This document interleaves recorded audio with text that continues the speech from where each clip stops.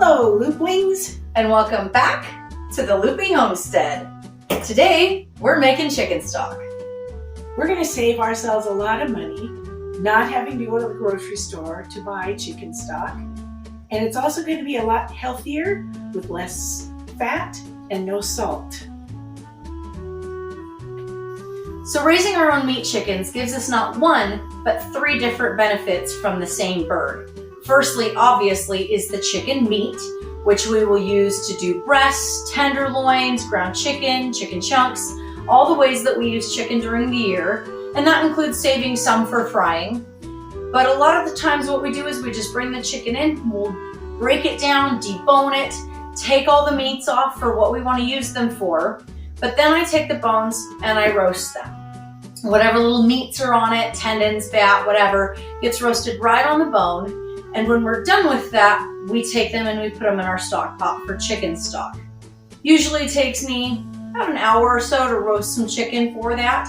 And then making our chicken stock can sometimes take up to a week to 2 weeks, depending on how much we've had left over to do that with.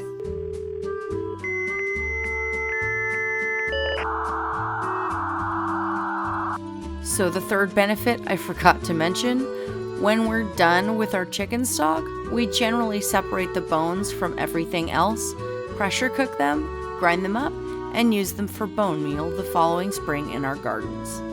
So we're bringing you along today as we do some of that process. My bones are done roasting and I've let them cool down for a little bit so I can handle them. They are right here in my oven. I'm just gonna get out an oven mitt and we'll bring them out.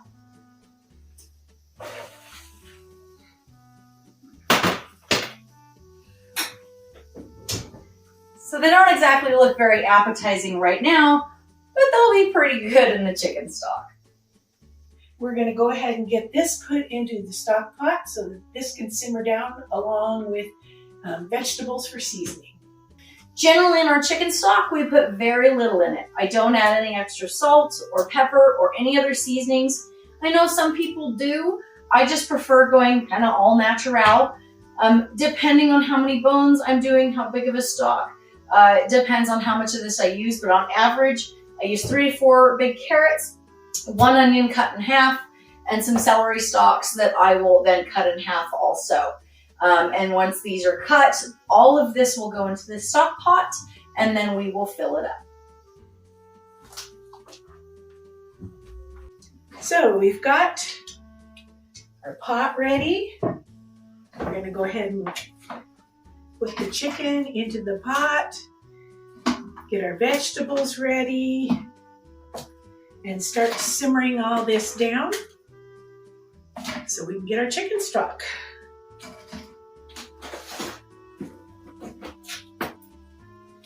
Doesn't look that tasty right now, but boy, I'll tell you, the end result is well worth the amount of work that we do to get this taken care of. But there's no waste this way. We've even made our own Bone meal for the garden. Bone meal for the garden. Mom's gonna go ahead and start filling our stock pot, and I'm gonna cut these vegetables into about thirds.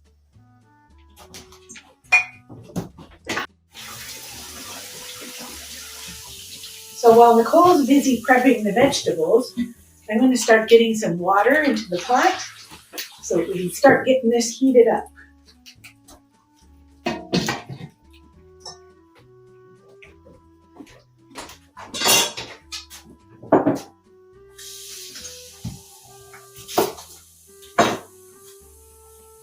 I'm gonna go ahead and take off the end and some of the loose papers, just so that way it doesn't get all gummed up in our pouring process.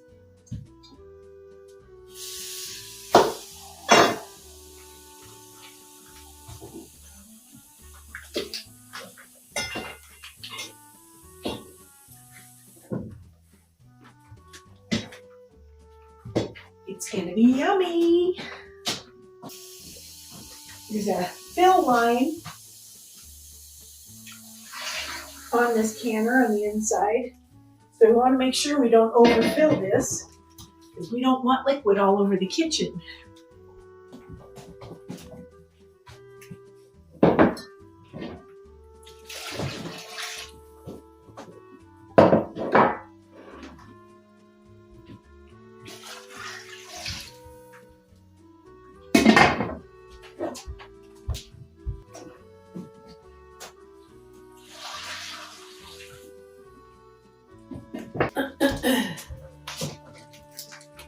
So we're gonna go ahead and just dump the vegetables on in. A little bit of a stir to make sure the veggies are kind of distributed with the bones.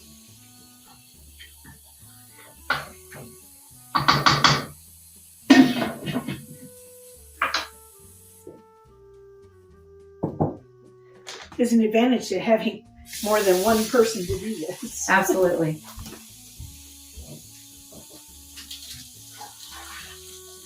So we're filling this up probably about 4 cups a time. How much do you say we've got in here so far? 10 to 12 of those 4 cups? More like Either way, 60. we've been filling and filling, and we are still only about here. It would be nice if we could fill this over by the sink, but it gets pretty heavy to carry over here, and the counter space in the main part of the kitchen is pretty small, so it doesn't really work for this thing to be sitting right in the middle of our cooking space for 3 days at a time.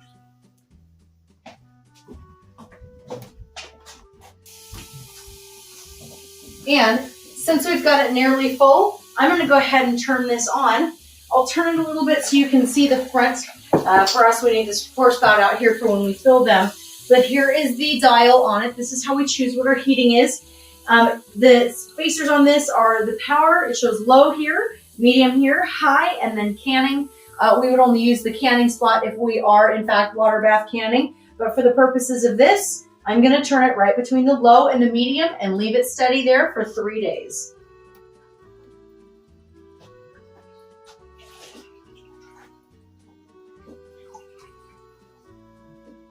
So about 2 more will do it, maybe? Yeah. So last one.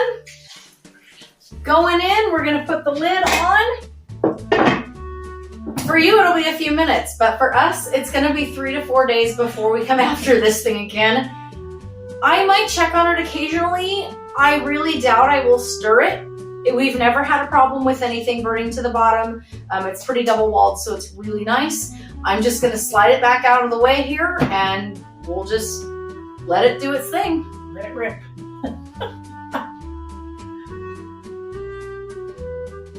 I've had my chicken stock in our ball water bath canner for about 3 days now on an even heat.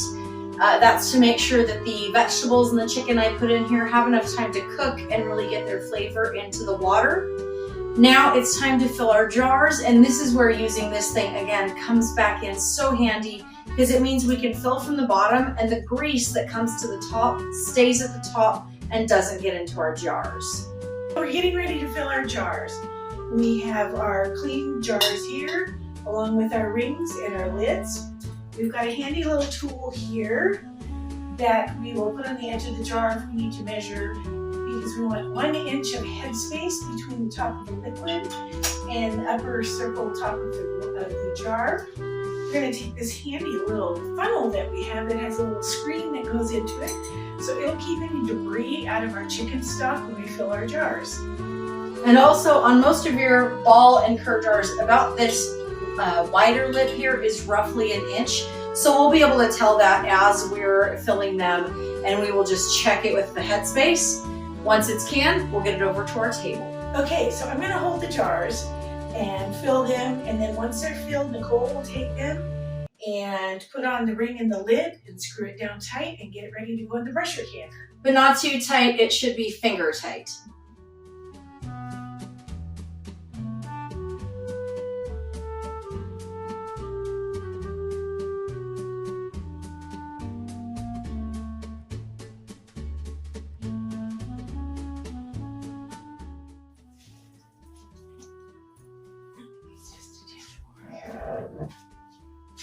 So one thing you want to do before you put your rings and bands on is to make sure to wipe the edges of your jars to make sure that there's not anything between the edge of them and the seal of the lid.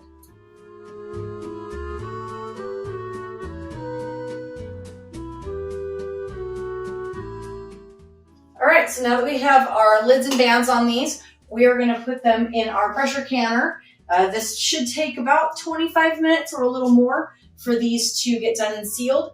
Ours takes 4 of the quart jars. And how many of the pint jars?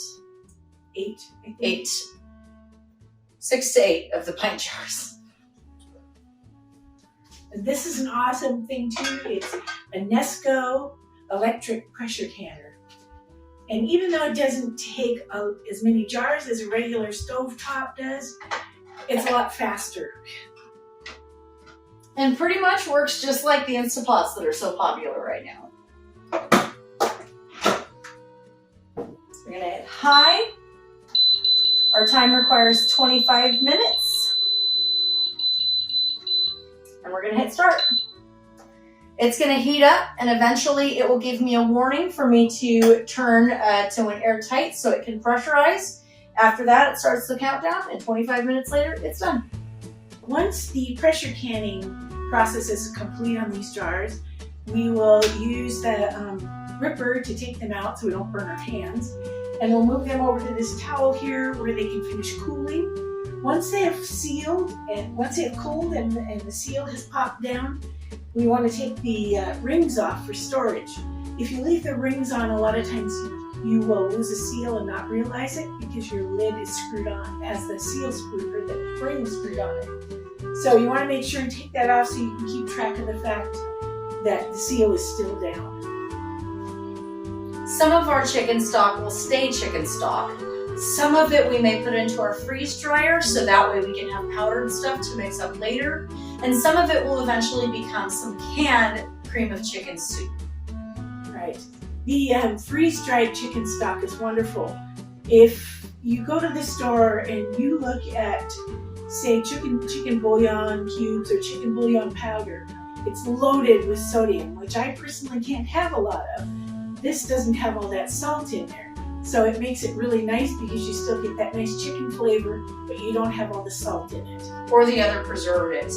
In our chicken stock, as you saw, I literally used only the bones from our homegrown chickens, some carrots, some celery, and some onion, and that's all that went into this. So it doesn't have anything that we didn't add to it. That includes salt. Some people choose to put salt in with their chicken stock. Mom and I both have some health issues that mean lots of salt is not a good idea. But honestly, we don't even miss it. We can always add salt to the meals that we're making if we want, but it's great just on its own.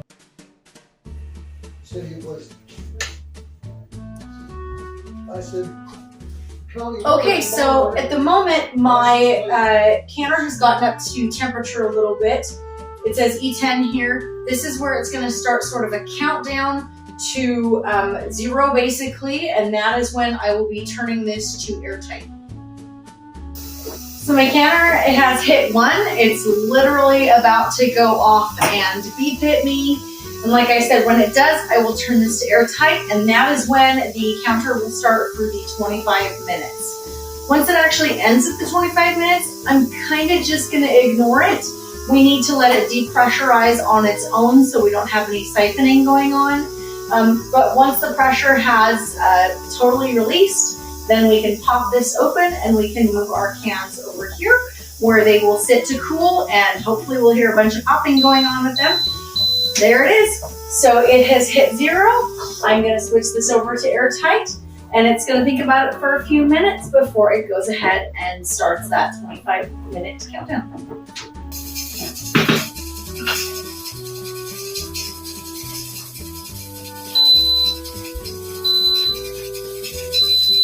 We're beeping.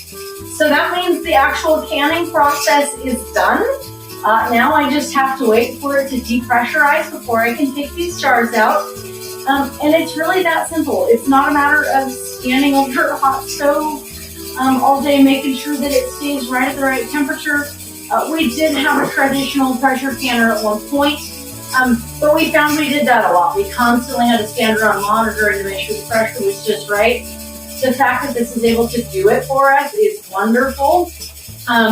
It also means that our house isn't super hot during the day. We can do this summer, winter, anytime we want to do it without feeling like we're going to croak because the house is so warm. It still has a couple different bits of these. It's the black one and the green one.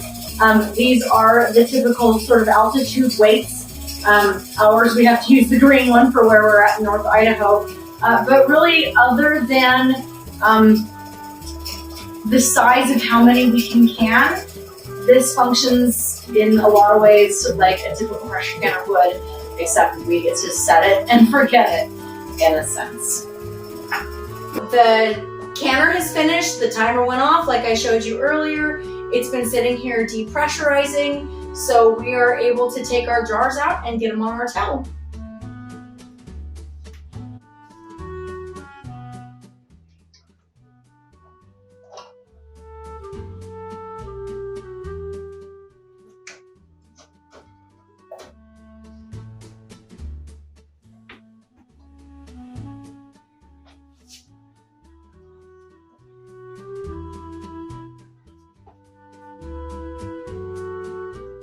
We want to make sure and leave a little space in between them so they can cool more easily.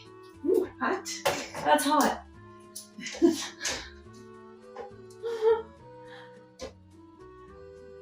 I do that kind of stuff a lot. The other nice thing about this pressure canner, being able to sort of set it and walk away from it, means you get time to do other things without being distracted. And in this case, I worked on a couple of reeds. The Joy isn't quite finished. The other one is, I'm not super sure if I will keep them or if one of my other family members will want them, or I may just sell them. So it just depends on what I end up doing with them, but being able to walk away from this gave me time to do something else I've been working on. This is just 4 more that we've done. There's still plenty of stock in the pot to do more jars. We should have plenty of chicken stock to last us until next time we do meat birds. What we want to do is let these cool down and wait. Right now you can't probably see it on the screen, but they have a little bump in the middle here, and once they start cooling, if they have been pressure canned properly, that will suck down to show that the jar is sealed and we can pull the rings off. We should get probably 8 more jars, I think, out of what we have, and we will have lots to enjoy. Once this is cooled down, we've taken the rings off, we know that they're sealed. We have these handy little soak-off labels, so we will make labels and label them with the, of course, name of what we've made, which is chicken stock, and the date on which we made them, so that we can keep track. So we use the oldest first, even though we have done most of these in the last couple of days. Thanks for joining us back on the Loopy Homestead. If you'd like to stay in the loop, please subscribe to our videos. And if you'd like to help us find more looplings like you, please like and share them. See you next time. So now that we've got the chicken coop, yeah. So now that we've got the chicken coop, the chicken coop,